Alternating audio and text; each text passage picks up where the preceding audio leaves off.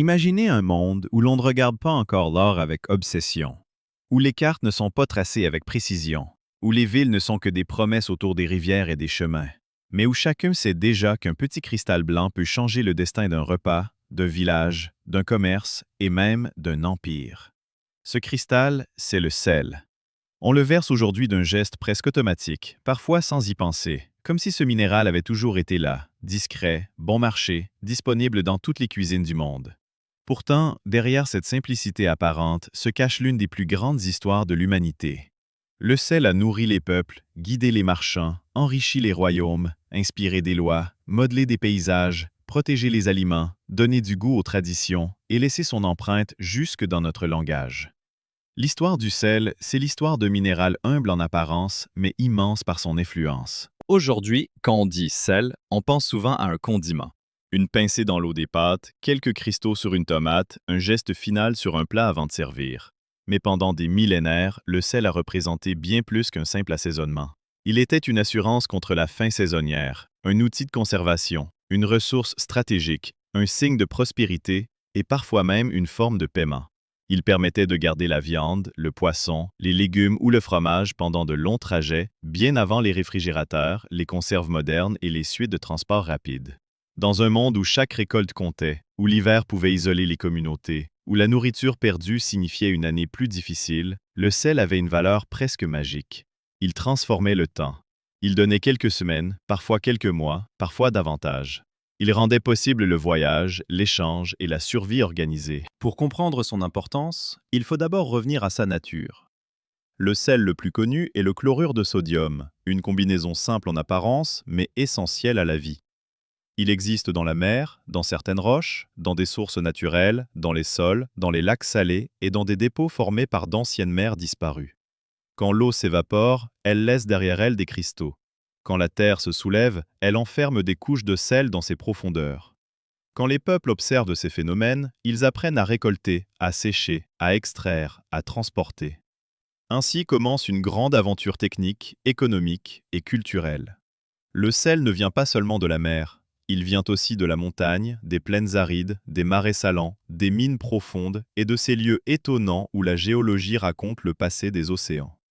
Les premières traces d'usage du sel remontent à des temps très anciens. Il est difficile de fixer une date unique, car chaque région a découvert ses propres sources et ses propres méthodes. Les humains ont probablement d'abord observé les animaux attirés par les zones salées. Les troupeaux sauvages trouvaient naturellement des pierres ou des sols riches en sel, car leur corps en avait besoin. Les chasseurs, les pasteurs puis les agriculteurs ont compris que ce goût n'était pas seulement agréable. Il répondait à une nécessité. Peu à peu, les communautés ont appris que l'eau de mer laissée au soleil produisait des cristaux, que certaines sources avaient une saveur particulière, que certaines pierres pouvaient être broyées, que certaines terres pouvaient donner un sel précieux après traitement. À partir de là, le sel n'a plus été seulement trouvé, il a été produit. En Chine ancienne, le sel devient très tôt un objet d'organisation et de pouvoir. Les techniques de production y sont remarquables. On exploite des saumures, c'est-à-dire des eaux naturellement chargées en sel. On les chauffe, on les concentre, puis on récupère les cristaux. Dans certaines régions, des puits profonds permettent d'atteindre ces saumures souterraines. Des bambous servent de conduite, des ateliers s'organisent, des autorités surveillent la production. Le sel entre alors dans un monde plus vaste, celui de l'impôt, de l'administration, de la gestion des ressources. Ce n'est pas un hasard si de nombreux gouvernements ont tenté de contrôler le sel. Il est indispensable, tout le monde en a besoin, il se transporte, il se mesure et il se taxe. Une ressource aussi quotidienne devient naturellement une ressource politique. Dans l'Égypte ancienne, le sel et les substances proches jouent aussi un rôle central. Les Égyptiens maîtrisent l'usage de minéraux salins dans la conservation et dans la préparation de nombreux produits. Ils comprennent que le sel retire l'humidité et ralentit la dégradation des aliments. Le poisson du Nil, les oiseaux, certaines viandes, mais aussi des produits destinés aux échanges peuvent être salés et transportés. Dans une civilisation construite autour du fleuve, des récoltes, des greniers et des longs circuits commerciaux, conserver n'est pas un détail, c'est une compétence fondamentale. Le sel participe à cette maîtrise du temps et des ressources. Il relie la cuisine, l'économie, la médecine traditionnelle, les ateliers et les rites de purification.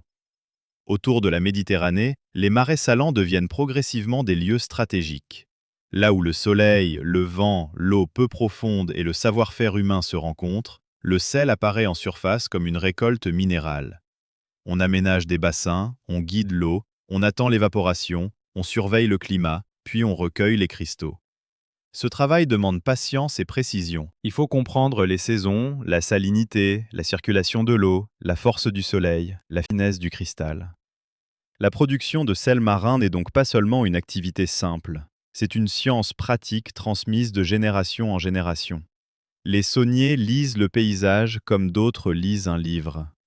Les Romains ont compris très tôt la force économique du sel. Dans leur monde, le sel sert à conserver les aliments, à nourrir les troupes en campagne, à approvisionner les villes et à soutenir les échanges. Des routes se développent autour de son transport. La Via Salaria, souvent citée dans l'imaginaire historique, rappelle à quel point le sel pouvait structurer les déplacements. Même le mot « salaire » est fréquemment rapproché de cette histoire, car le sel symbolise l'idée de paiement, de ration ou de valeur. Il faut toutefois rester prudent. Les mots voyagent parfois différemment des objets, mais l'association culturelle demeure forte. Dire que le sel valait de l'argent n'est pas une image. Pendant longtemps, il a réellement occupé une place comparable à une monnaie de nécessité.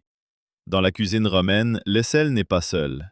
Il entre dans des préparations complexes, notamment des sauces à base de poissons fermentés, utilisées pour relever les plats et diffuser une saveur puissante. Ces produits circulent dans des amphores, marquent des ateliers, traversent les ports et les marchés. On voit alors le sel agir comme un moteur de transformation alimentaire. Il ne se contente pas de protéger. Il crée des goûts, des habitudes, des signatures culinaires. Une civilisation se reconnaît aussi à la manière dont elle sale, sèche, fume, marine et partage ses aliments. Chaque technique est une réponse au climat, aux routes, aux ressources locales et aux préférences collectives. Plus au nord, dans les régions d'Europe centrale, les mines de sel racontent une autre aventure. Des sites comme Hallstatt, dans l'actuelle Autriche, sont célèbres pour leur richesse ancienne.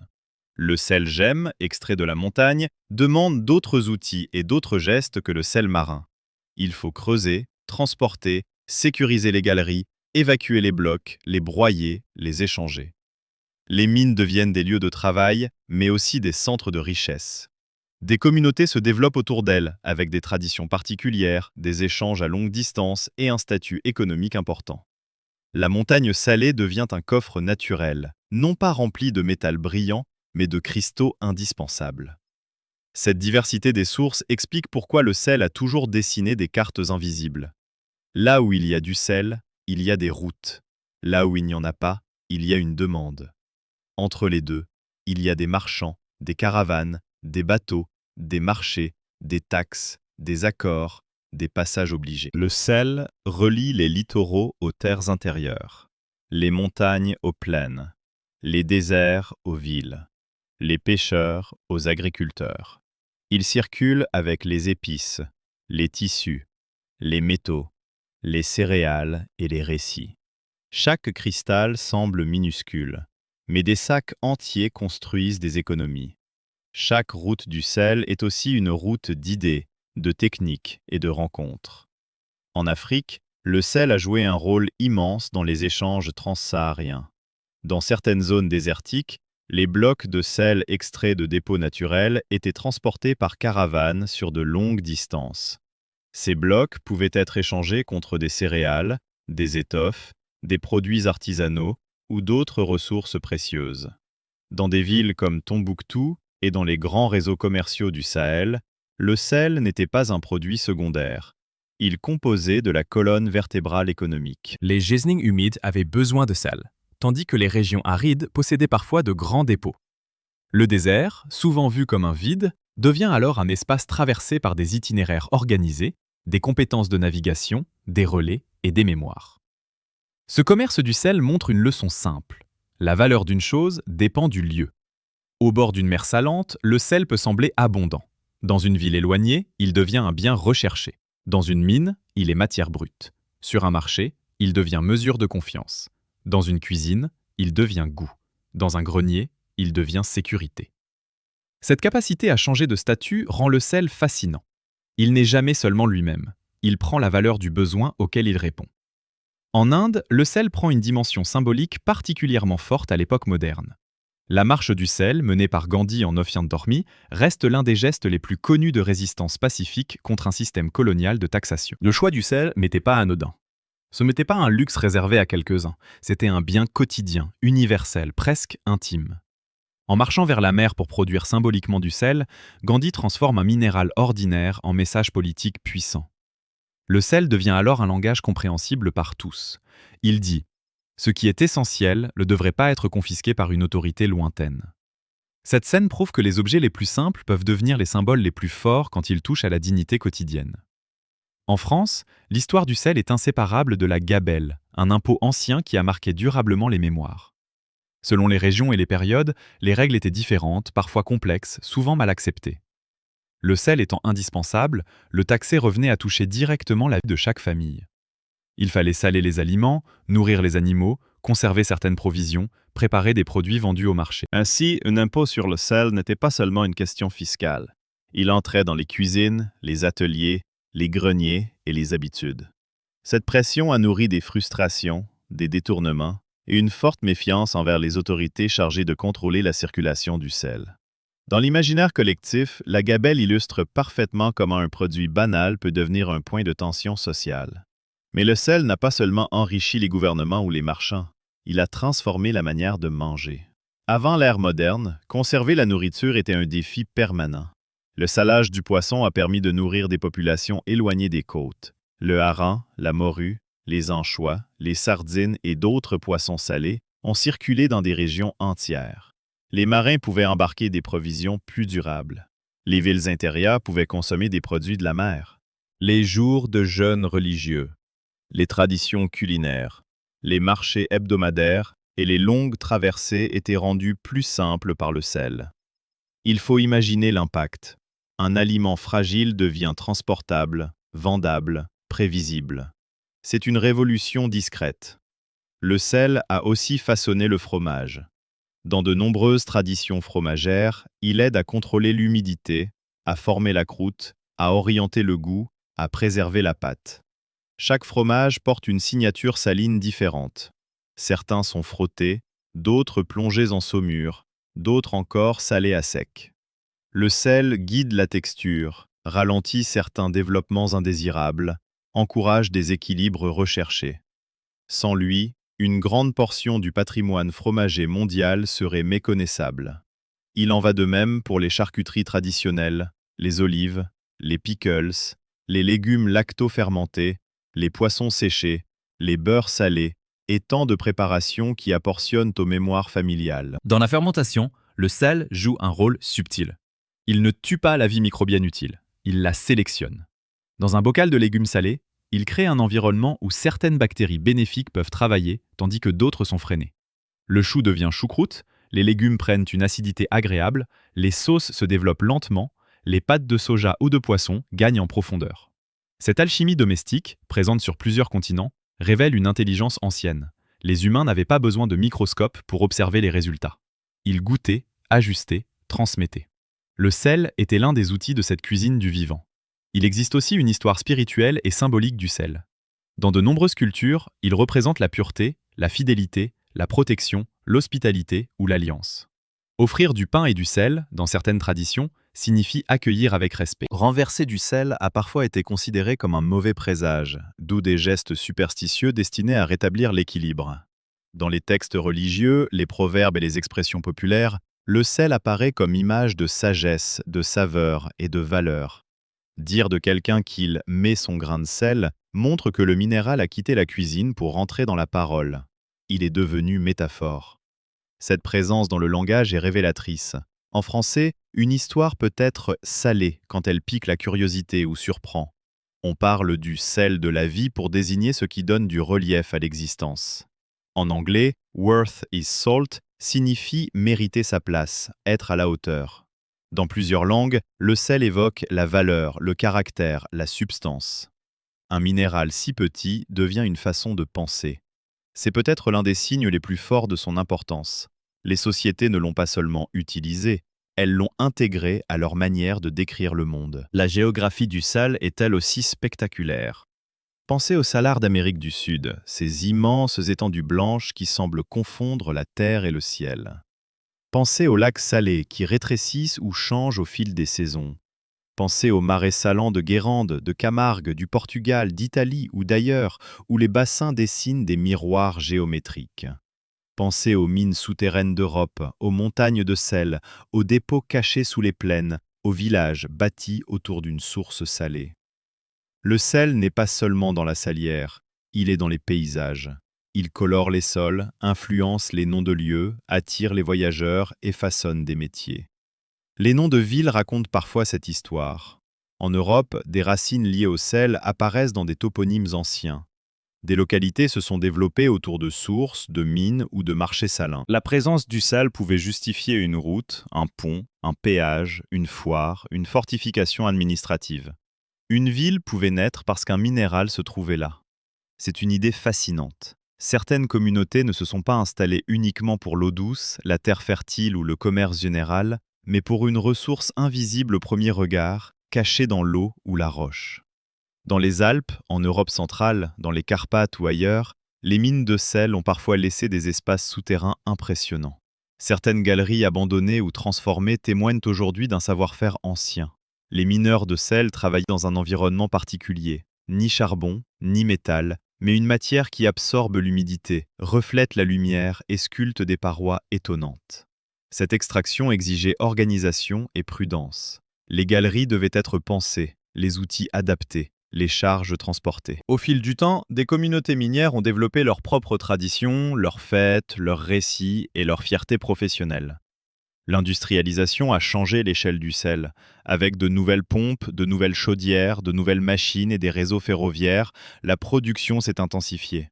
Le sel devient une matière première pour l'alimentation, mais aussi pour la chimie, le textile, le cuir, le verre, le papier, les routes et de nombreuses industries. On le voit alors quitter son image de condiment pour devenir une base invisible du monde moderne. Le chlorure de sodium sert à produire d'autres composés, à traiter des matériaux, à adoucir l'eau, à déneiger certaines voies, à soutenir des procédés techniques.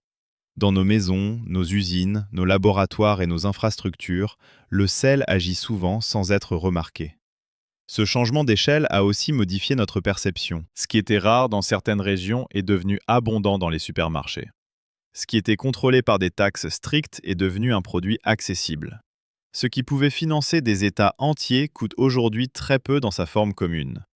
Ce renversement est l'un des grands paradoxes de l'histoire du sel. Sa valeur symbolique reste immense, mais sa valeur marchande quotidienne a fortement baissé dans beaucoup de pays. Nous vivons avec un trésor devenu banal. Et parce qu'il est banal, nous oublions souvent qu'il a structuré des civilisations.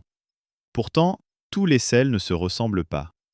Le sel fin de table, le gros sel marin, la fleur de sel, le sel gemme, les sels gris, les sels roses, les sels fumés, les sels parfumés et les sels issus de lacs ou de mines ont des textures, des couleurs et des usages différents.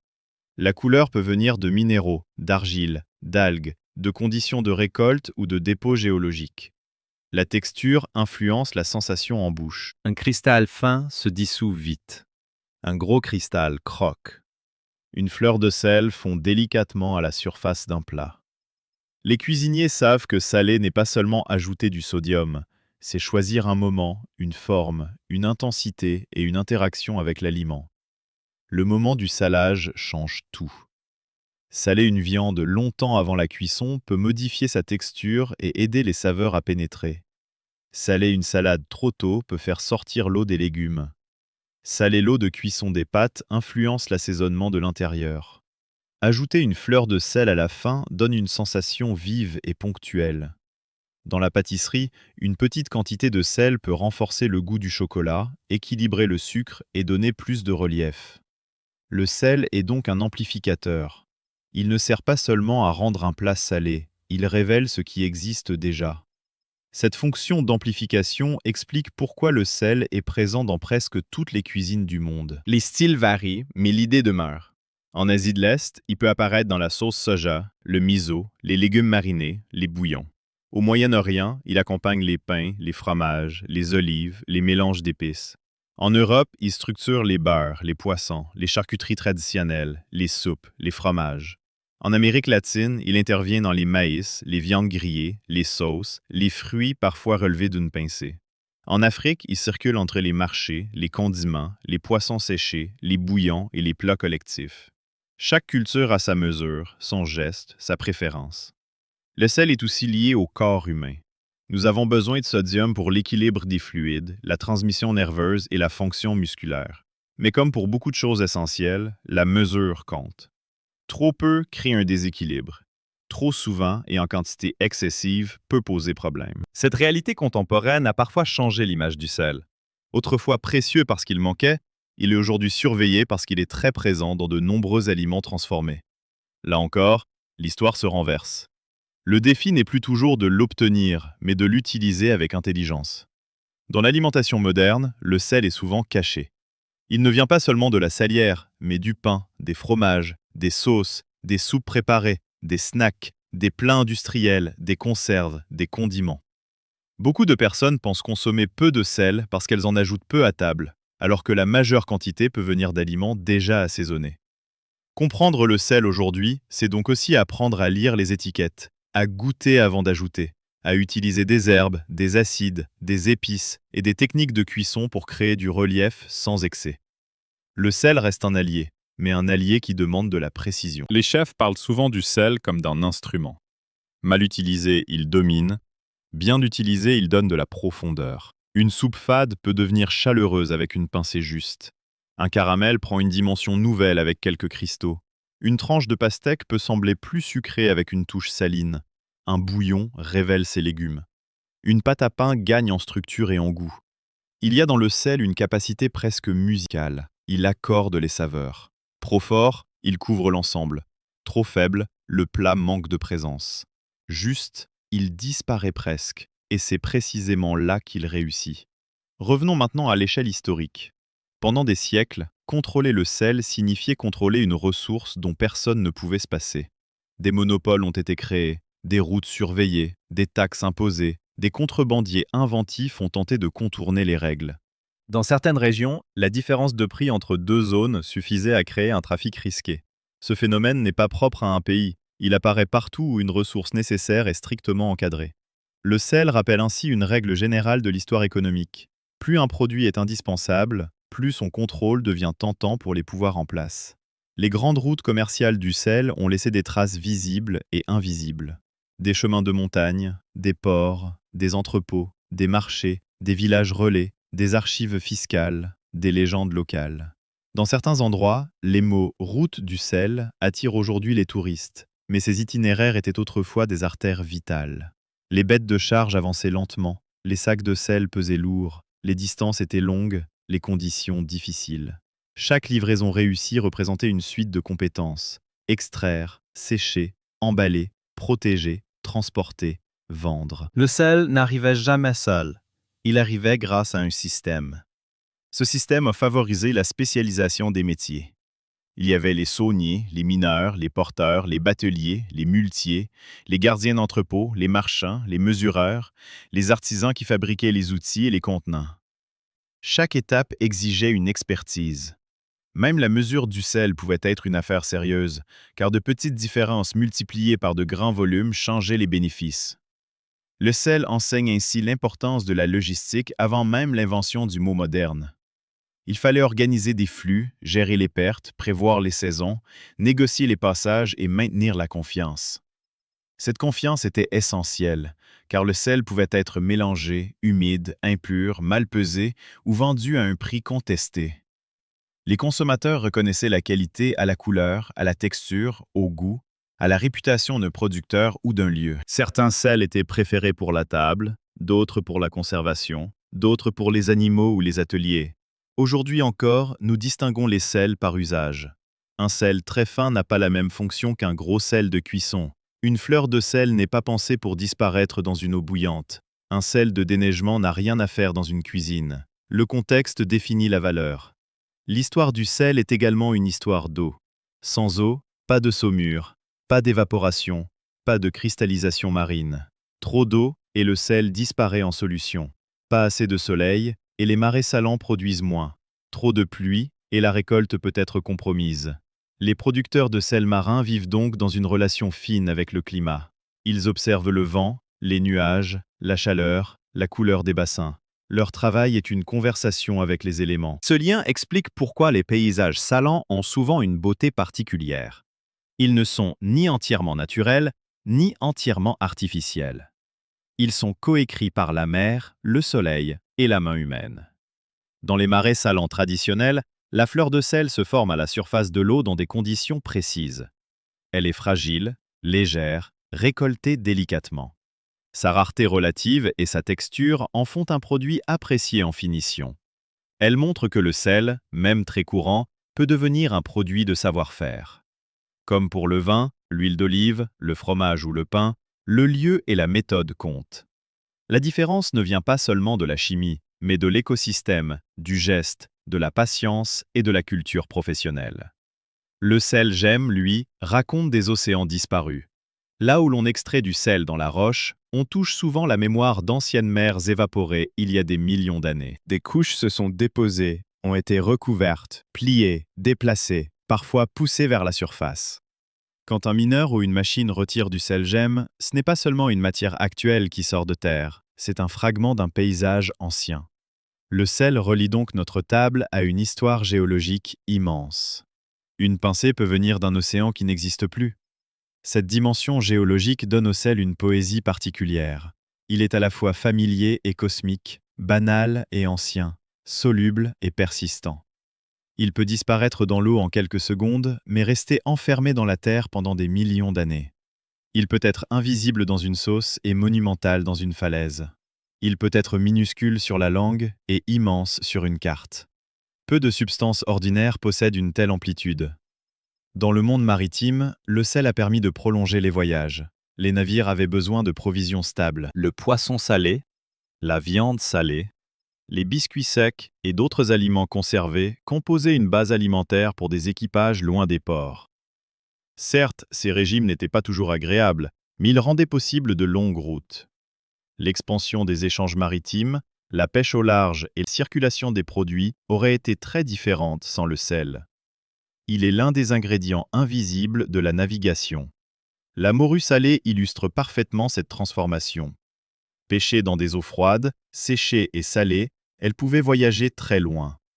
Elle est entrée dans les cuisines du Portugal, de l'Espagne, de la France, des Caraïbes, d'Afrique de l'Ouest et d'ailleurs. Un poisson du Nord a ainsi nourri des traditions culinaires du Sud. Le sel a rendu possible cette géographie inattendue du goût. Il a créé des ponts entre des mers, des ports et des tables éloignées. Dans les sociétés rurales, le sel était aussi indispensable aux animaux domestiques. Les troupeaux avaient besoin d'apports minéraux. Les pierres à sel, les rations adaptées et les pratiques pastorales accompagnaient l'élevage. Un bon accès au sel pouvait soutenir la santé des bêtes, donc la production de lait, de fromage, de laine, de travail agricole. Là encore, le sel agit en arrière-plan. Il ne fait pas toujours la une des récits historiques, mais il rend possible de nombreux gestes du quotidien. Regarder le sel, c'est donc apprendre à voir l'invisible. Derrière une pincée, il y a le soleil. Derrière un cristal, il y a l'océan. Derrière une taxe ancienne, il y a le repas d'une famille. Derrière une route, il y a une demande. Derrière une recette, il y a une technique de conservation. Derrière un mot, il y a une culture.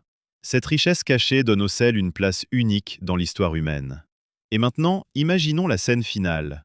Une table simple, un morceau de pain, un plat chaud, une salière posée près de la main.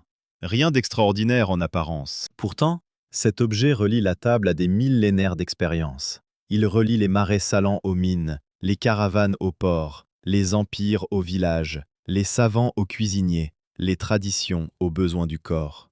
Ce petit geste, prendre une pincée de sel, est l'un des plus anciens gestes de civilisation encore présents dans notre quotidien. Le sel n'est pas seulement ce qui donne du goût, il est ce qui rappelle que l'histoire du monde se cache parfois dans les choses les plus simples. Il nous dit que la valeur n'est pas toujours dans la rareté, que la puissance peut être discrète, que la nature et la culture se rencontrent dans une assiette, et que les minéraux peuvent raconter l'aventure humaine aussi bien que les palais, les couronnes ou les grandes inventions. Alors, la fois suivante que vous salerez un plat, souvenez-vous, vous ne tenez pas seulement un condiment. Vous tenez un fragment de mer, un morceau de montagne, une mémoire de route, un outil de cuisine, un symbole d'accueil, une leçon d'équilibre et l'un des plus grands personnages silencieux de notre histoire.